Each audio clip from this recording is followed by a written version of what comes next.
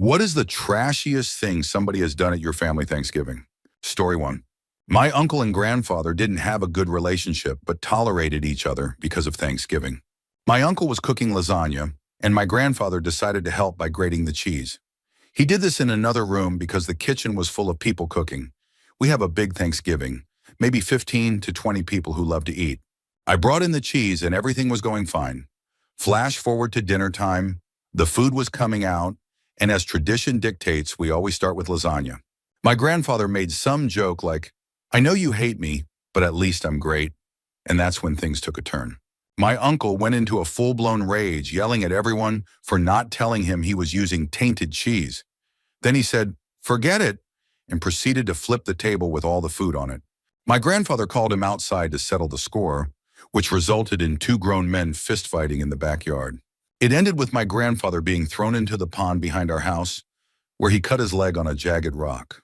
The rest of us ordered Chinese food, kicked my uncle out, and my grandfather refused to go to the hospital because he had a little too much holiday joy in him at the time. Surprisingly, my uncle hasn't come to Thanksgiving in years now. Story 2. My uncle, who had been hiding in Haiti for years during the baby doc days, somehow snuck back into the country and showed up for Thanksgiving. Not even 45 minutes later, a bunch of federal agents busted in and took him away. I was maybe 11 or 12. No one ever explained the whole story to me. Edit.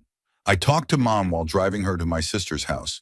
They prosecuted him under the RICO Act for moving money in and out of Haiti for baby doc. According to my mom, I didn't see him much, and this happened when I was young. He was ridiculously intelligent, but was crooked from the start. He moved millions of dollars around while the people in Haiti struggled to eat.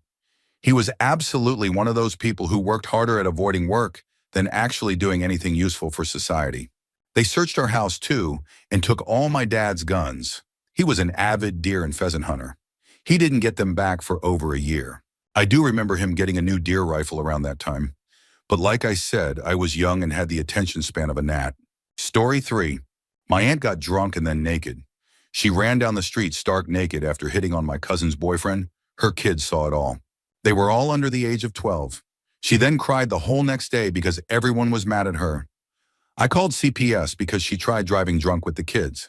A few weeks later, she got drunk again at the same house by the pool.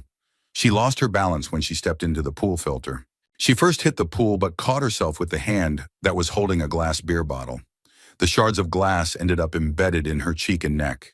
After hitting the ground and passing out, she rolled into the pool and would have drowned if others hadn't fished her out. She is still an alcoholic. She's not invited to Thanksgivings anymore because she now does meth. Update. My family thought it was hilarious that this got so much attention. I'm at my mom's family's house, and this story was about my dad's sister. My mom's family is way more country, just with fewer addiction problems. Also, my family said I got the story backwards. The pool incident happened first. She had stitches on her face and neck when she ran down the street naked. And no, she's not attractive for those asking. Update. After years of no contact, she showed up at my parents' house 2 days ago. She had been homeless for 12 days living in her car. She kicked her ex-con boyfriend out of the car for the night just to park in my parents' driveway. After a few hours, she went back to him, likely because she needed to get high. Also, she got fired from another nursing job. Another job let her go without reporting her. Story 4.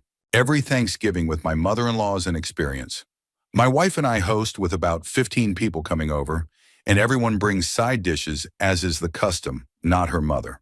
She only brings food for herself. She proudly announces that whatever she brought is just for her. It's not for dietary reasons. She eats all the other food too. When dessert makes an appearance, she always makes a big scene about wanting the first piece instead of letting the kids go first. One year there was a big argument about the corner pieces of a chocolate cake. As usual, she went first, cut herself 2 corner pieces and took them both. If you want to make little kids cry, that's how you do it. She refused to give them up. Also, she treats our guest room and bathroom like a hotel. When she leaves, she takes the toilet paper rolls, the Kleenex box, paper towels, soap, everything.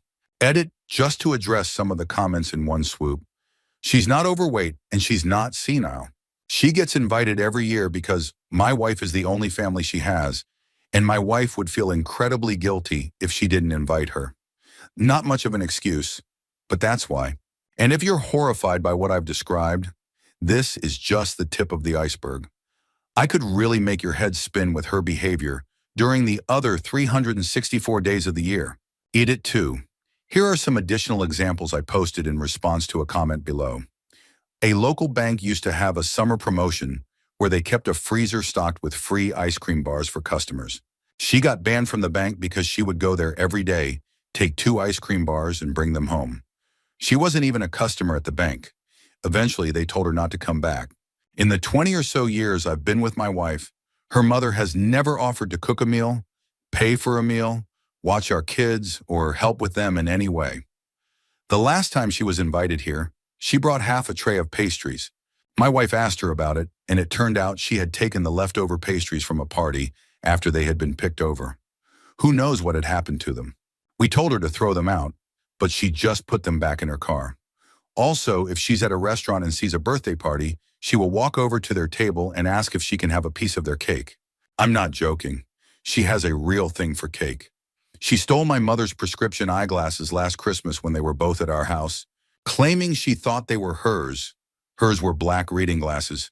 My mother's were red prescription glasses. After getting caught, she planted a black sweater in my mom's guest room and made a big deal about my mom supposedly taking her belongings. She once showed up unannounced on one of our vacations, brought a friend, and expected us to take them both to dinner 5 minutes after we arrived. We don't tell her when we go on vacation anymore. Story 5.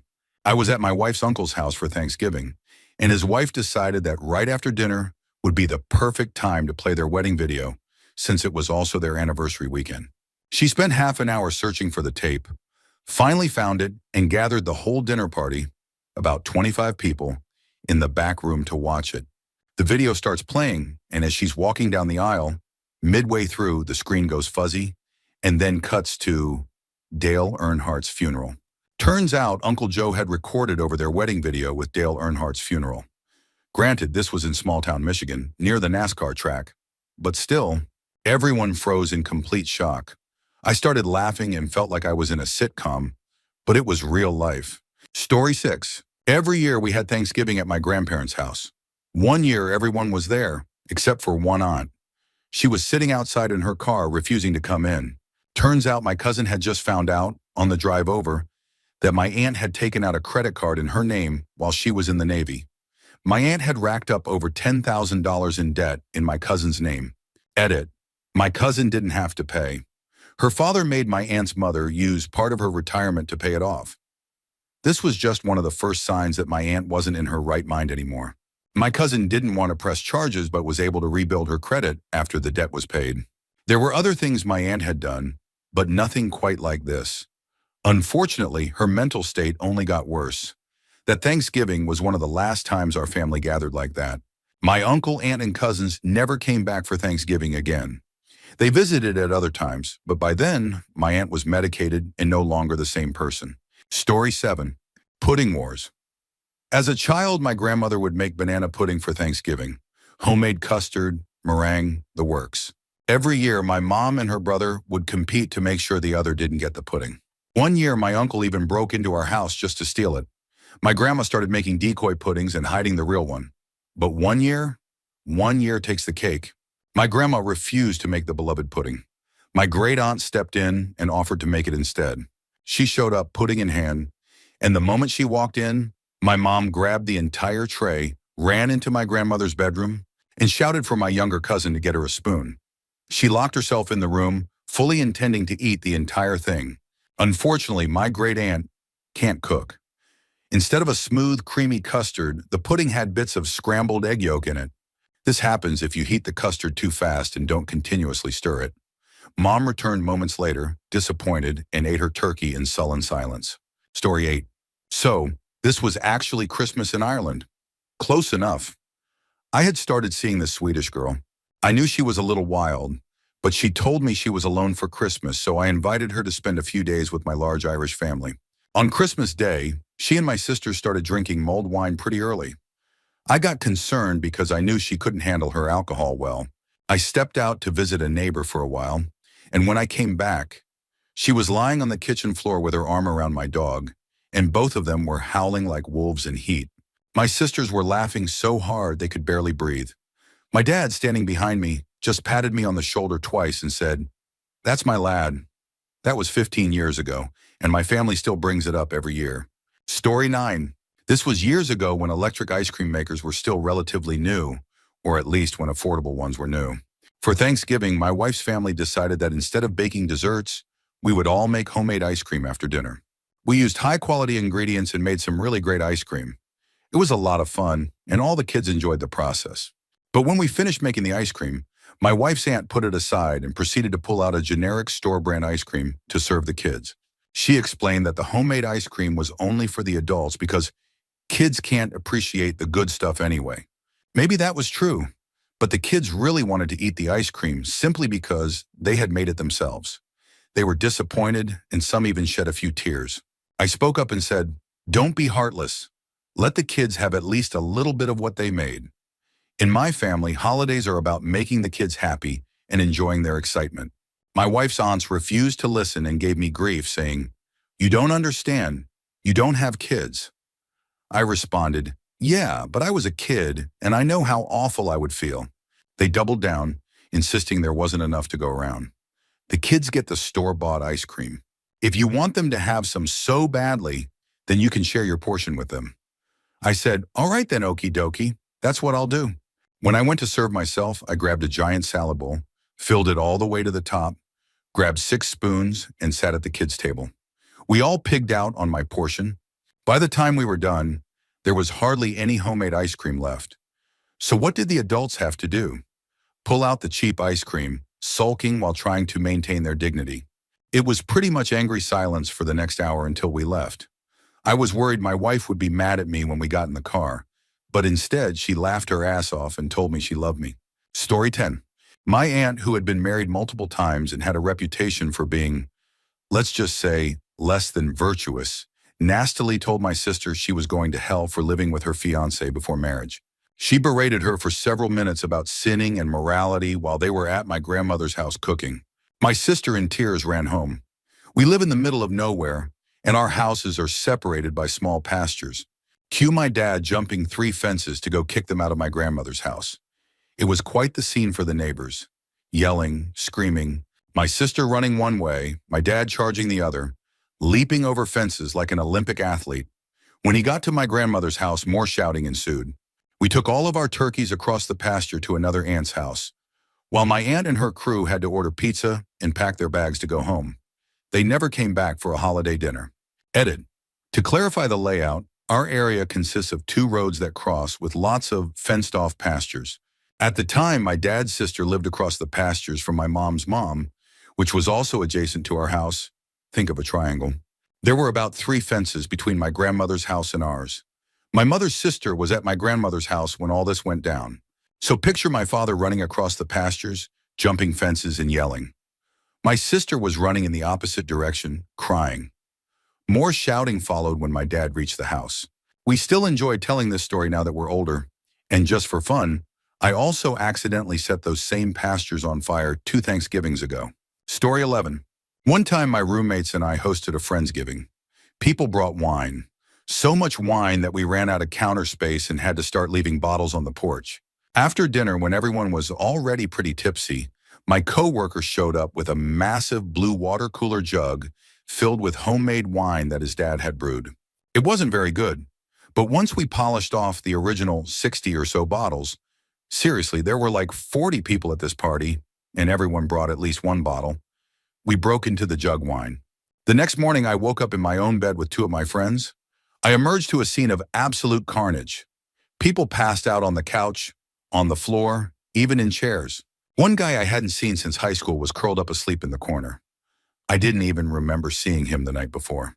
Half-eaten pies littered the tables, as if people had just grabbed handfuls straight from them. Crusty dishes covered every surface. There were broken glasses, empty bottles, wine stains on the floor, half-smoked joints put out in beer caps. And somehow that damn jug still had a couple of gallons of wine left in it. It was one of the best nights of my 20s. Story 12. It didn't happen at the dinner itself, but my aunt invited all of us to her family's house, which was out of state, for Thanksgiving.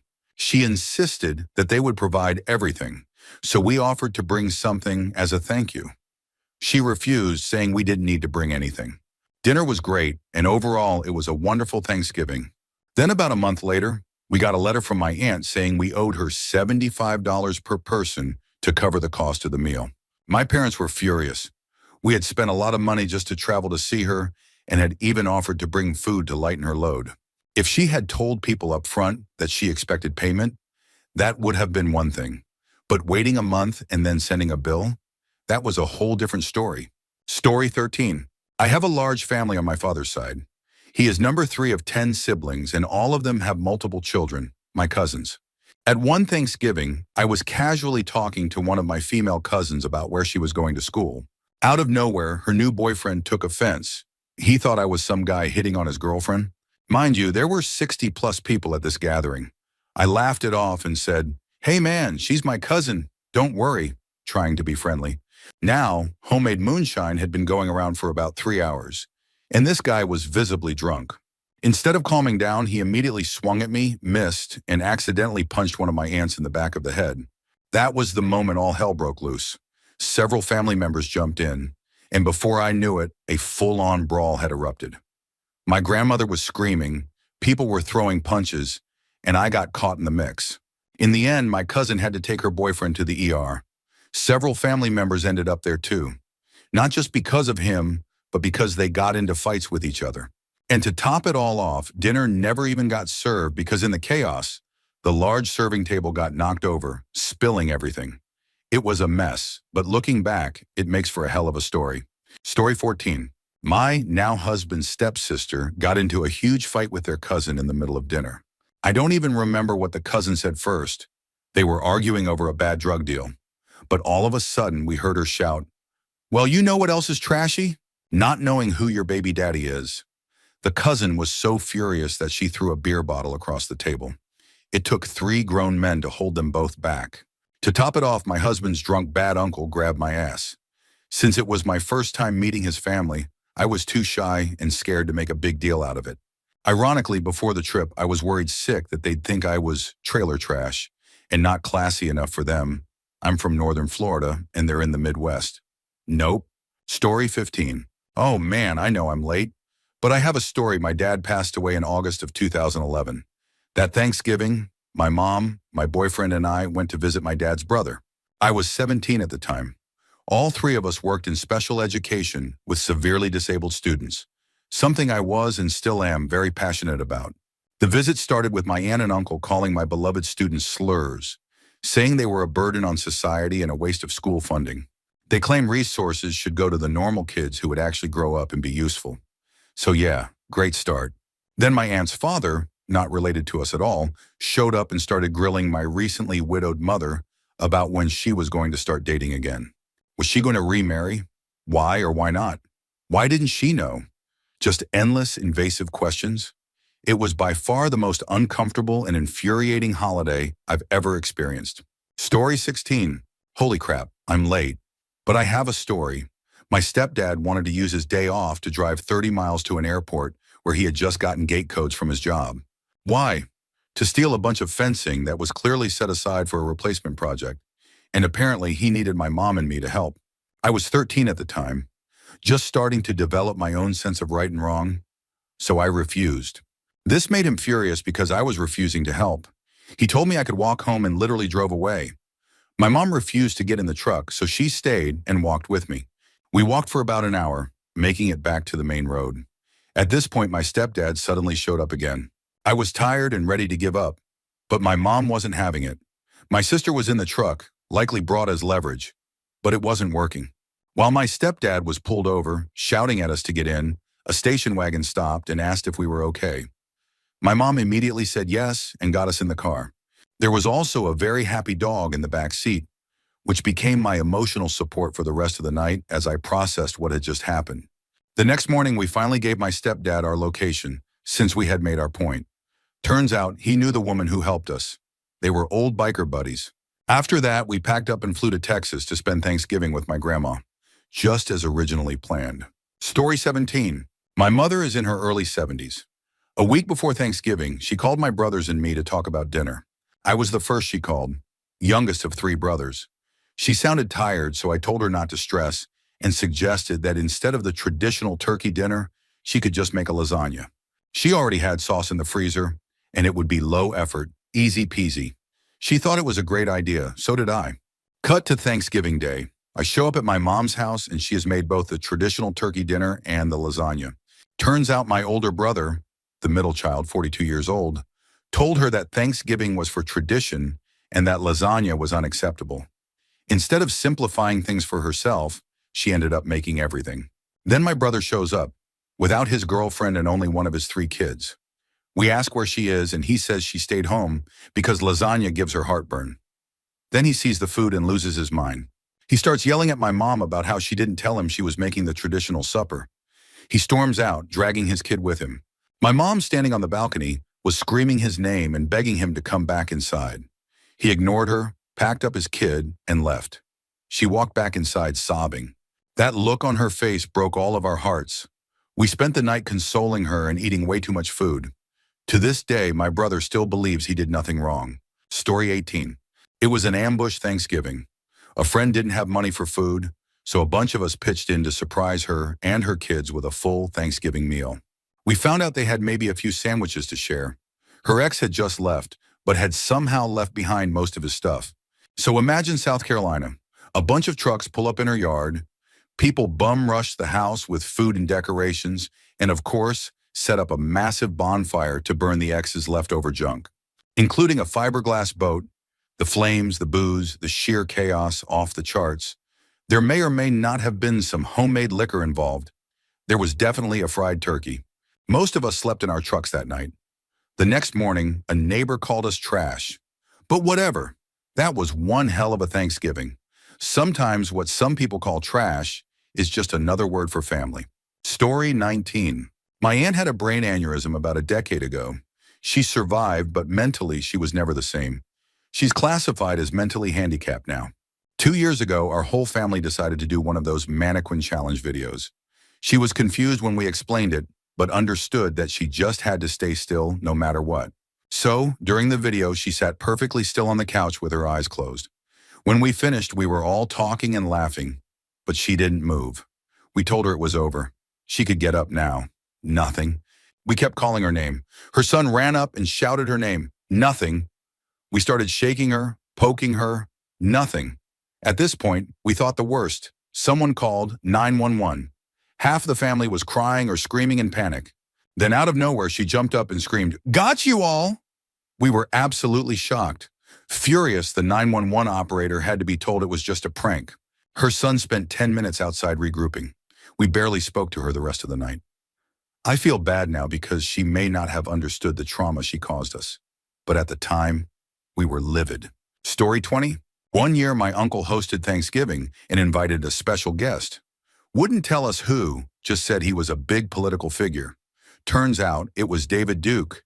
Yes, the former Grand Wizard of the KKK. I was young, but I grew up in the city, so I immediately told him, "My friends and teachers are black, and they all seem a lot smarter than you." He calmly replied that he didn't hate black people. He just wanted a nation for white people. My grandmother, who was half Native American, looked him dead in the eye and said, "You're going to burn in hell." Then she excused herself from the table. Now, I do Thanksgiving with my Hispanic in-laws. Much better company. Story 21. I never liked turkey, and my mother told me I didn't have to eat it. She made me something else instead. Keep in mind, I was in 3rd grade, I think. She knew it upset me as a child to eat it. Autism and such. My father wasn't having it. He demanded that I eat it and went to throw out my food. He reached for his belt, but when he had trouble taking it off, I ran to my room and locked the door, hiding in the corner. He kicked the door in and whipped me with the belt multiple times.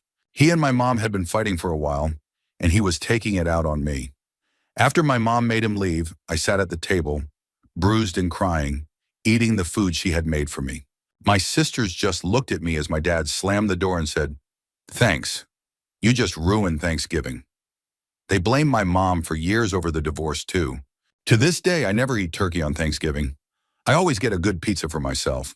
Over the years, they did other things to me, isolating me until I finally cut all ties with them.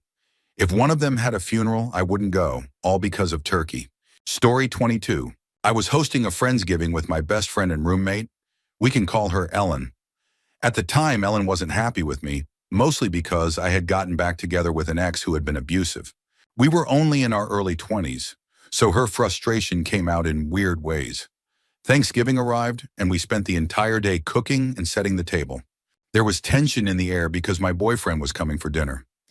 Ellen went to take a shower while I lit candles and put the finishing touches on everything. Suddenly, she stormed out of the bathroom, completely naked and dripping wet, screaming at me that I hadn't rinsed the shower properly earlier that day.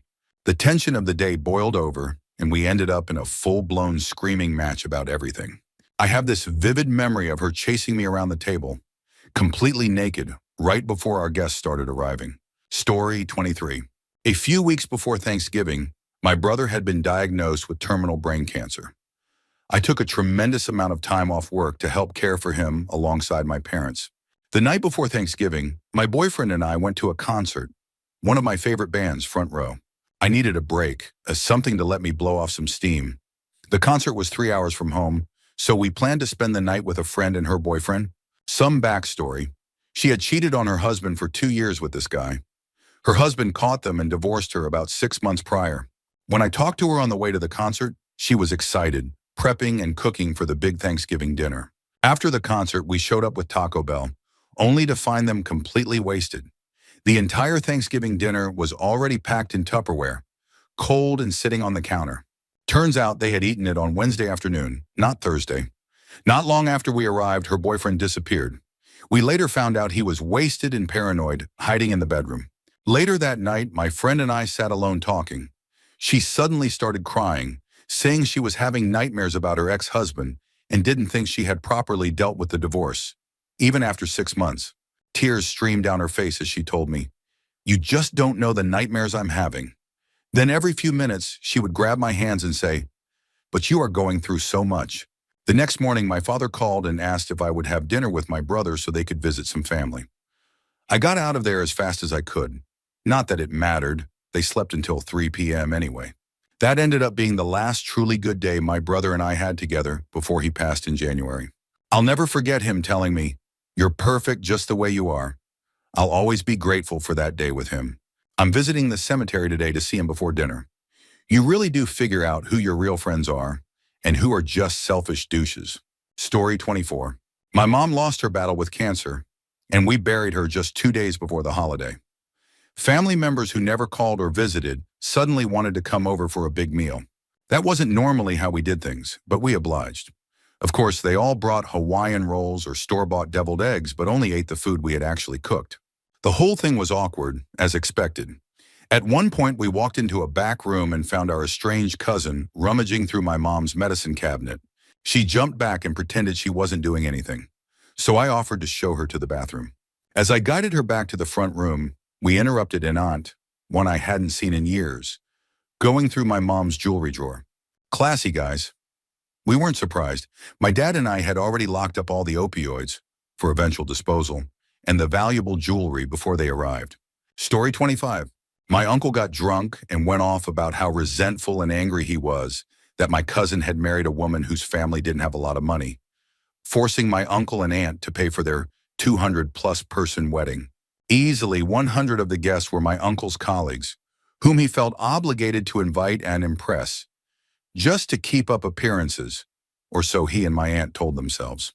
Anyway, he unloaded in a world-class rant about how ripped off he felt, how he and my aunt secretly fought over every cent spent that he didn't deem necessary, and how the only things he found necessary were the ones that would impress his colleagues.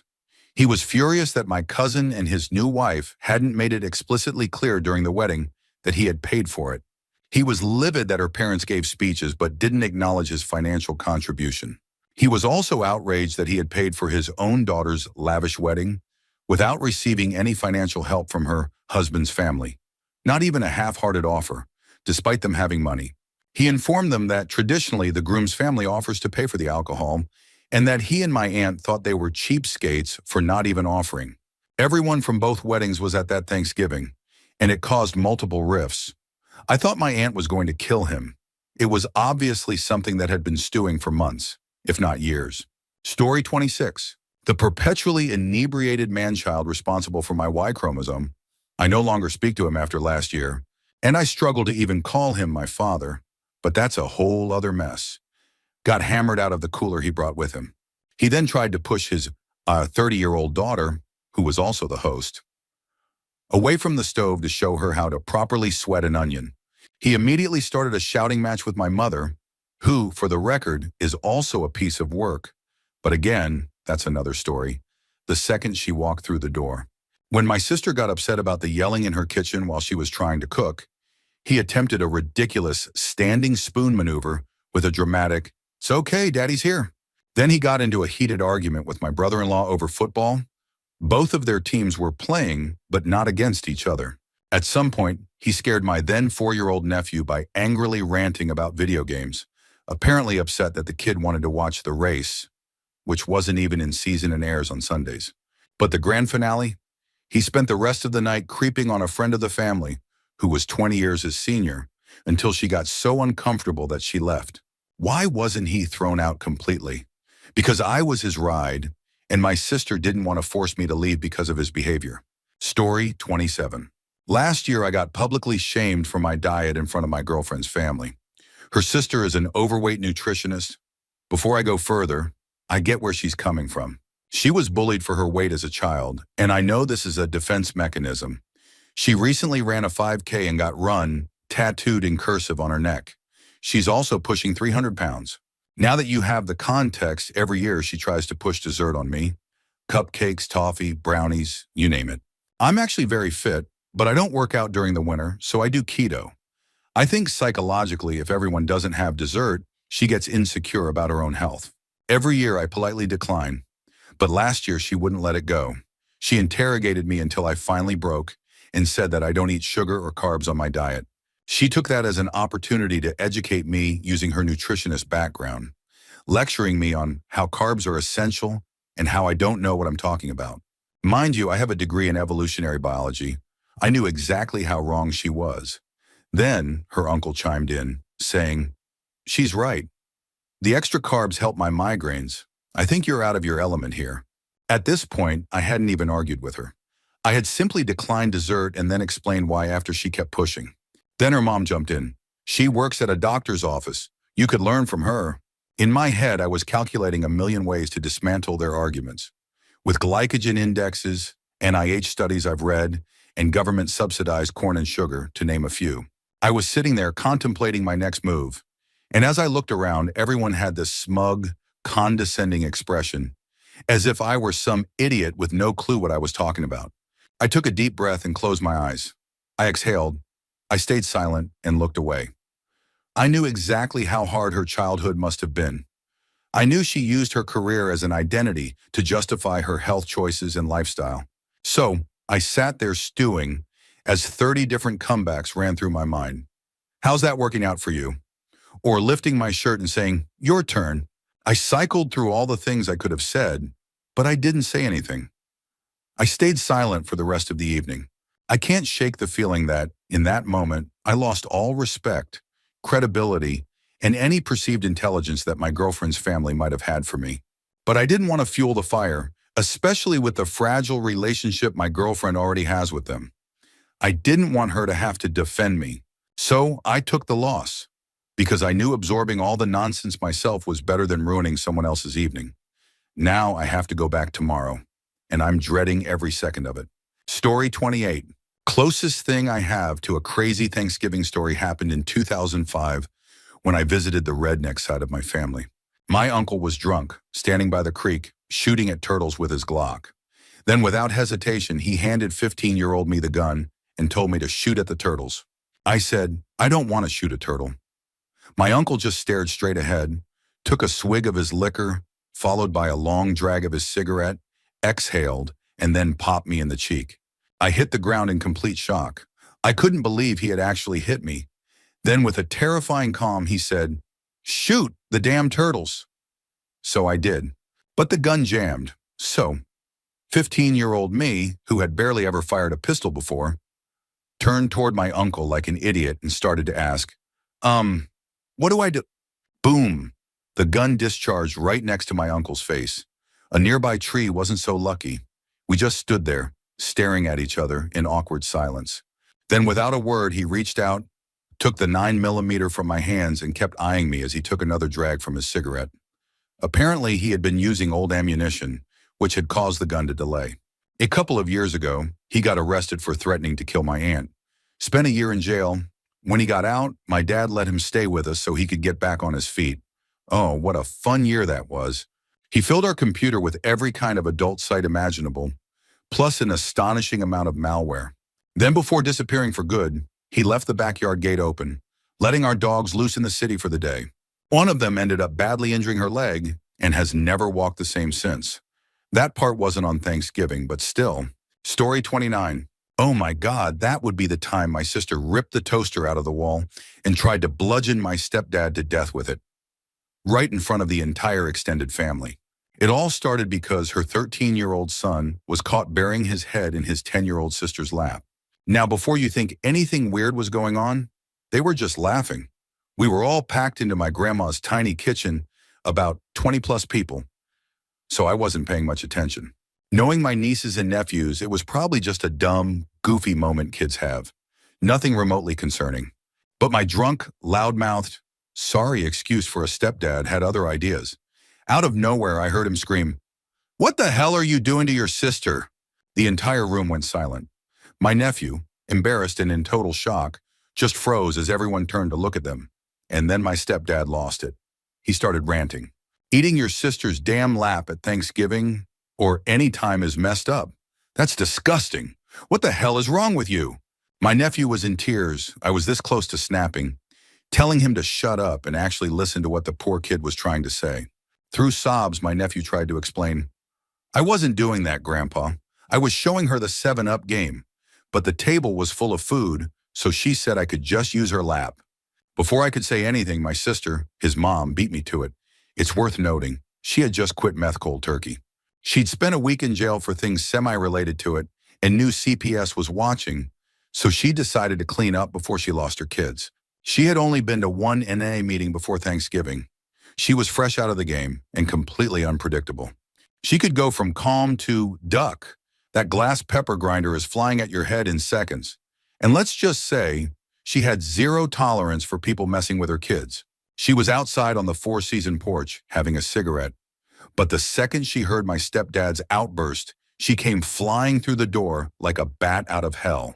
I happened to be standing right by the toaster because I was doing dishes with my grandma.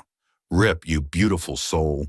Before I could even react, my sister ripped the toaster out of the wall, yanked the cord so hard that the microwave came crashing down from the shelf above it, narrowly missing my grandma. I barely managed to step between her and Gam Gam as my sister stormed halfway across the room, toaster raised over her head, letting out this animalistic screech. That's when it clicked. She was actually about to use it.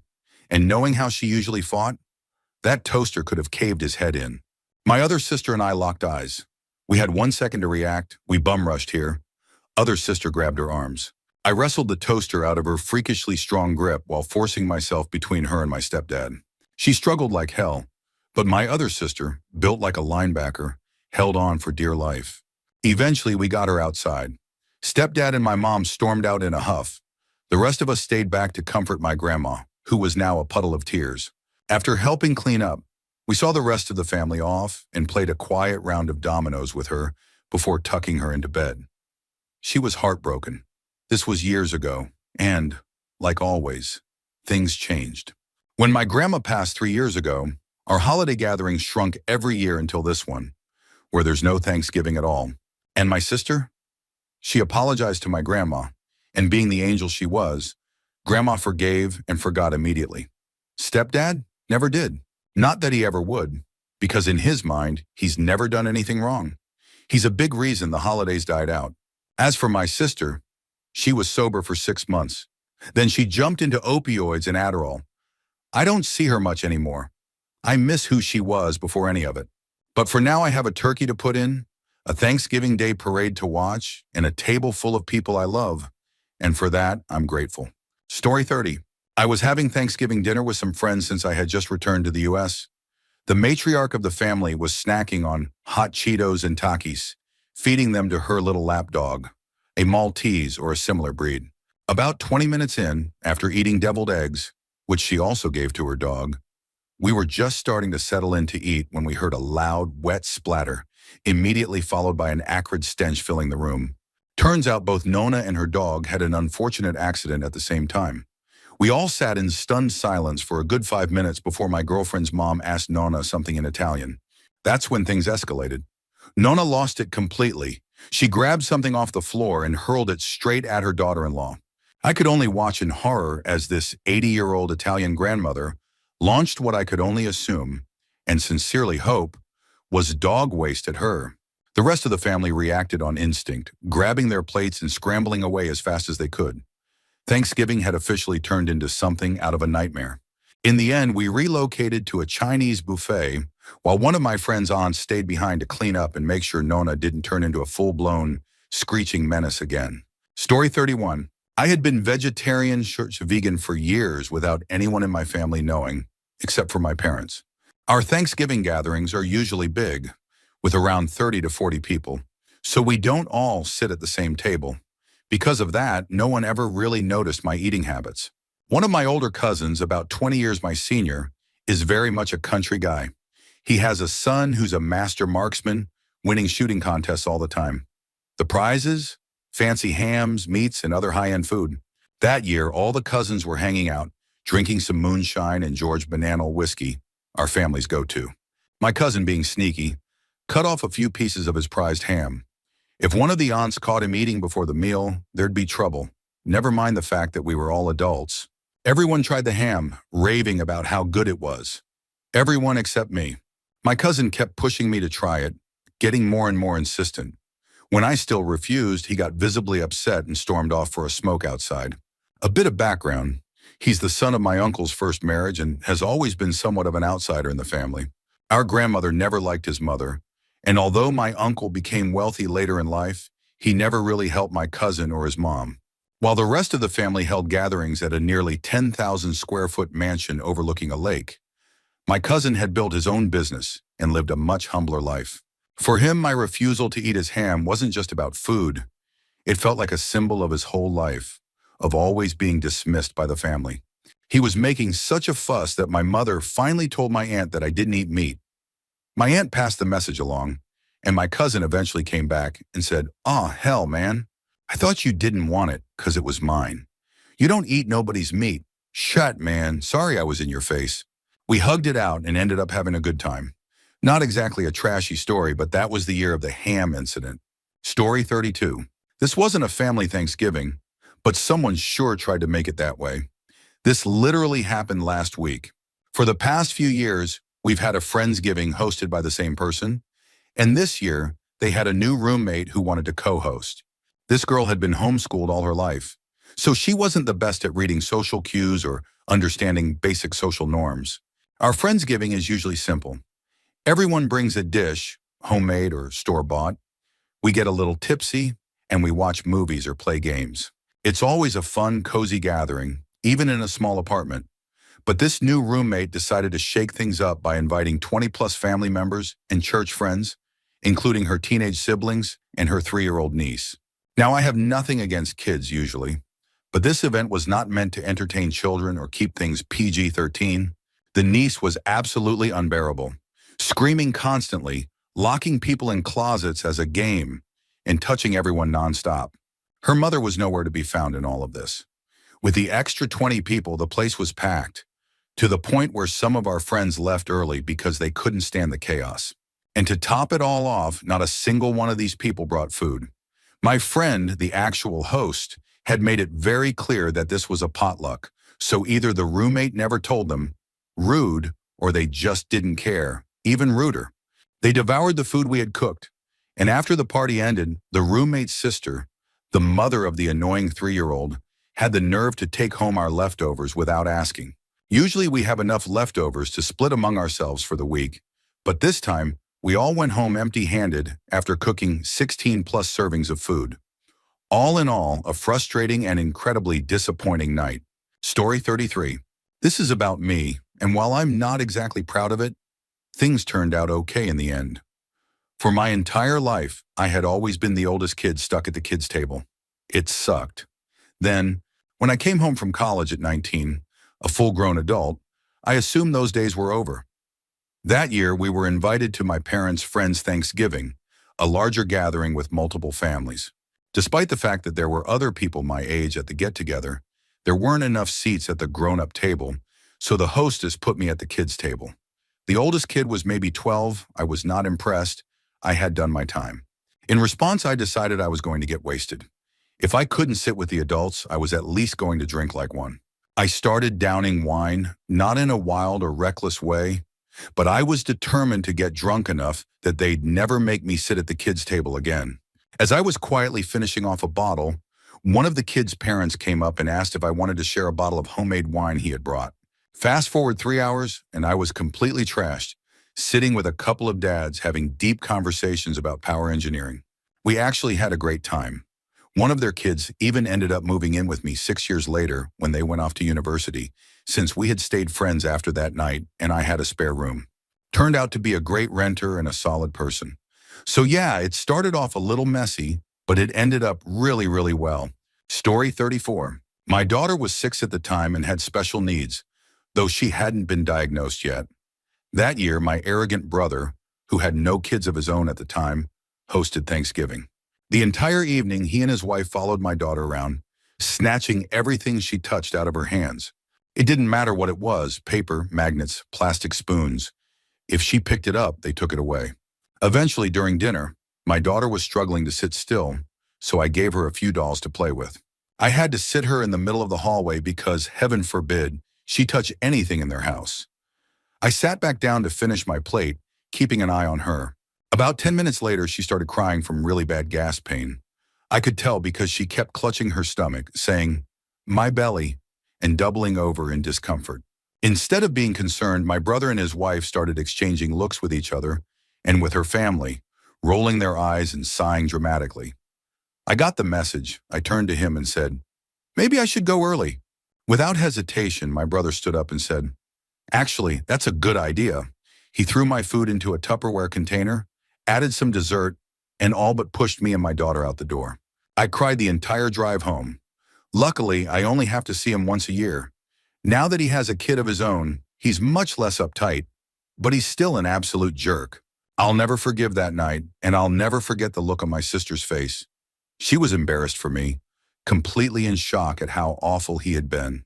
Story 35.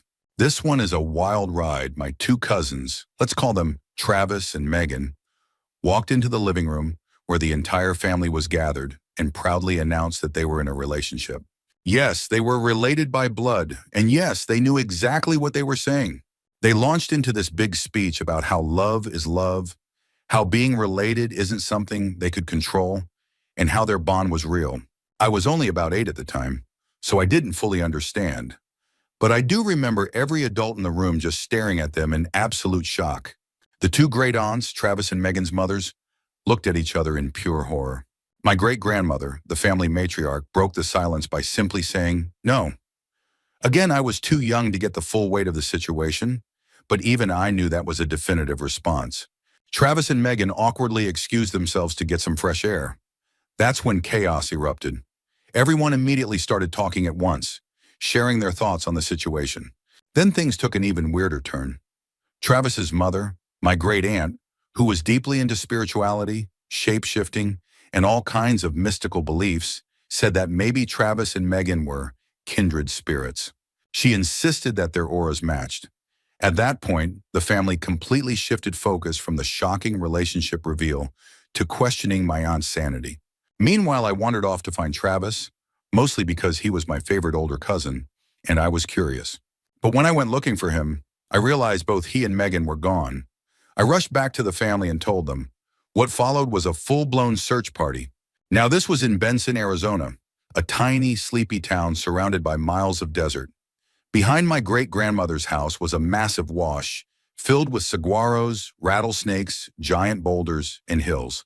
It was tradition for the family to go walking through it after Thanksgiving lunch, so everyone knew the area well. That knowledge came in handy because we had to spread out and search for them.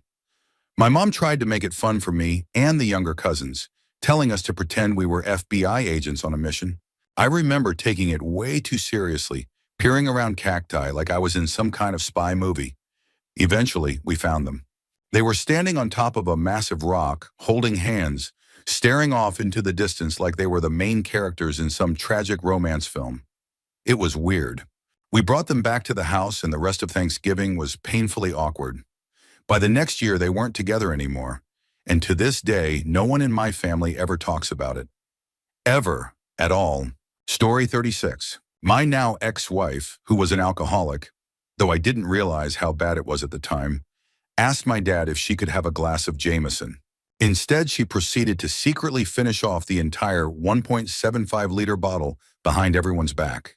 No one really noticed at first, but then she started slurring her words, and by that point, it was already too late. Later, I stepped outside for a smoke, and she followed me, only to start an argument. Right there, in front of the entire house, she loudly blamed me for her cheating and called my family terrible, stuck-up people. At the time, I tolerated my stepfamily but never really liked them. No one said a word during the whole ordeal, and after I got her and our son packed up to leave, my stepmother came down to the car. She told me she was there for me if I ever needed to talk. She's a therapist. No one else has ever brought it up again. Now that I'm divorced, my stepfamily has been very supportive, while also making sure to keep quiet about what they know around my son. Ironically, what was probably the trashiest moment at any of our Thanksgiving gatherings actually brought me and my extended family closer. That bond gave me the strength to finally file for divorce a couple of years later. Story 37. This one isn't so much trashy as it is hilariously embarrassing. My great-grandmother has Alzheimer's, but honestly, she was already a handful long before that. My mom's side of the family has a tradition where we go around the table and say what we're thankful for. When it was Grandma's turn, she did not disappoint. She started by saying she was thankful for her mother. Then she turned to my aunt and asked where her mom was. My aunt, who lives with her and is completely desensitized to this by now, just flatly responded, "Your mom is dead." The air grew thick with tension. Grandma stared down at her lap for a long, silent moment. Then, as if completely switching topics, she suddenly said, "Oh, well, Linda loves the gays. She married a gay man." Linda's husband, very much not gay, was sitting right there next to their 3 sons, just shaking his head like, what is happening right now? Meanwhile, his sons were absolutely losing it. They tried to quiet Grandma so we could move on, but she turned to the aunt she lives with and bluntly told her she was being a real pain. Now the kids were getting scolded for laughing, but it was impossible not to. The situation kept escalating. At one point, she turned to my stepdad, pointed at him, and said, "And you? Who the hell are you?" Without missing a beat, he shot back, "Who the hell am I?" "Well, who the hell are you?" That absolutely floored her. She gasped and said, "What? Well, I'm Helen, you little—" and then just let him have it. At that point, I completely lost it. I buried my face in my hands, crying from laughing so hard. I don't even remember how it ended. I just remember my aunts, her daughters, being the only ones who weren't having any of Grandma's nonsense, while the rest of us were barely holding it together. Story 38. My girlfriend's family decided to wait until 3 days before Thanksgiving to tell us when and where they were hosting dinner. By then, we had already made plans with her grandparents, who, due to long-standing family drama, aren't allowed to see their own grandkids, and my family. She politely responded that we could stop by early since it was already a packed day for us. That's when her mom threw a full-on tantrum, told her she wasn't invited anymore, and hung up the phone. The next day, we got a call from her 8-year-old little sister. Turns out their mother had coached this poor kid into asking my girlfriend, "Why aren't you coming to Thanksgiving? Don't you love us?" It was painfully obvious that she was reading from a script.